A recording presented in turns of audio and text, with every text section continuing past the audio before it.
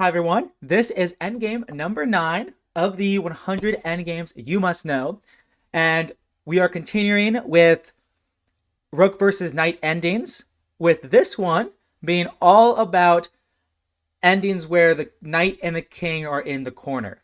So with that being said, let's hop right into it. And I'm going to show a few positions from the book. And it's all going to show that when the king and knight are in the corner, this endgame is lost. So on the position on the board, as you can see, actually, it doesn't matter whose move it is, whether white or black, it's lost. Like, white is actually in zugzwang here. There's no square for the knight. Yeah. And let's look at another one. So what about if the knight and king are swapped? Doesn't matter. Still a loss. After, well, anything here. Something like, oh wait, it's white to move here. So the knight has no squares to go to. And yeah, it's a loss here. So if we go over here, now this is an interesting case where the knight isn't even directly on the edge. It's on B2, but this is the square, the Phi and Keto squares. These squares are actually referred to by the author as the dumb squares because the knight is so clumsy on this square. So even in an endgame like this, even if the knight is not directly in the corner, if the knight's placed here and the king is in the corner, this is actually a loss. So if, well, yeah, there's not many moves here. Something like this would result in a checkmate shortly after the knight blocks. And yeah, so this is also a loss. So no matter what configuration of king and knight in the corner, it's all lost. And let's look at an actual game of knight versus rook played by two grandmasters. So the author includes this really interesting model game between Gadakomsky and Baccarat, French player, I believe. And it actually, I think it's really illustrative of how difficult this ending can be. Yeah, let's just look at the game real quick and marvel at these players here. So right now it's theoretical draw, but White's going to do their best to push black into the corner, as we'll see. So the knight moves away temporarily. Knight moves back, and it looks like they're getting really close to the corner, but it's still a draw. And it's still a draw. Everything is fine. And actually, this is where black goes wrong. They go king f1, and now it's a loss. Very complicated. And they repeat once, actually. So he repeats the blunder.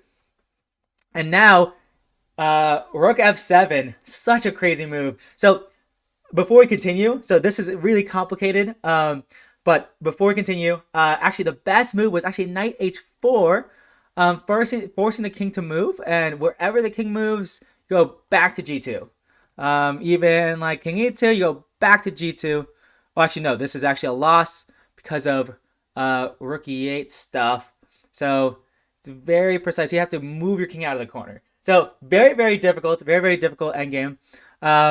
But that was a move that he missed, rightfully so, because it looks like they were playing this endgame for a long time.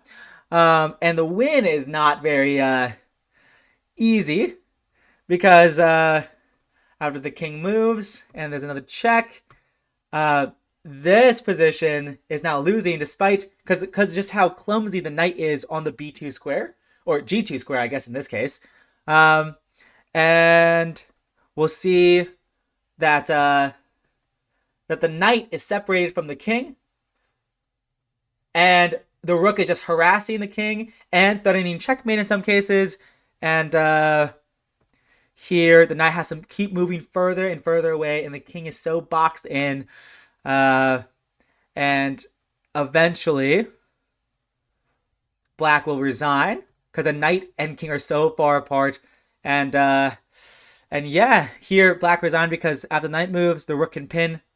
And so this is a really good example of how you can win with the rook, and also a good example of like just how difficult it is to defend. And basically, the principle is that just don't separate your knight from your king and avoid getting put in the corner. Already earlier in this endgame, like it's a really tough.